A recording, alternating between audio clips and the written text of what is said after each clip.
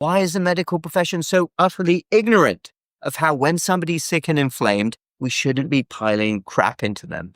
I've got a story about this. When I was in training, I went into the cardiac intensive care unit. We were taking care of people that had had heart attacks and terrible other events that had to do with their heart. And I walked into one of the rooms where a patient had just had surgery, and they had a tray full of bacon, pancakes, and potatoes. And I couldn't believe it. And this wasn't even that much on my radar at the time, but it was so incredible. Syrup everywhere.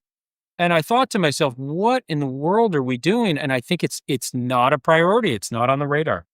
It's crazy just how our world has changed, that the supposedly most sacred institution of health is a hospital. We're trying to get people to feel well, where these foods are being served. And I see all the time on the cardiac units where people have just had heart attacks and they're able to order food that you would never have or never recommend as a doctor, but it's acceptable. I don't have a good explanation for that. It really is very sad indeed. And it speaks to so many different things. I mean, I think on the surface, many medical institutions like to talk about how they're all about health, well-being, good food, but what patients are being given is shocking. On occasion, I've actually taken pictures of diabetic food trays.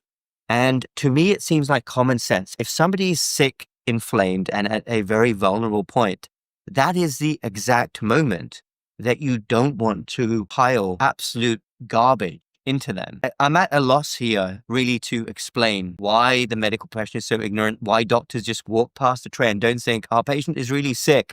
This food is going to inflame them even more.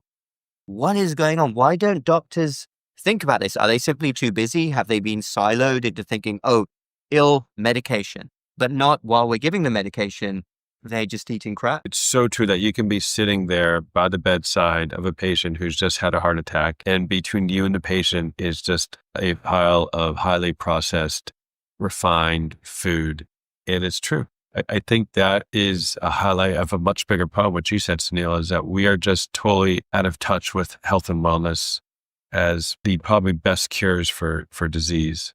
We are just talking probably about or wondering if they got their medication now or what time they got it, or not even looking at the bigger picture here. Well, here's a question.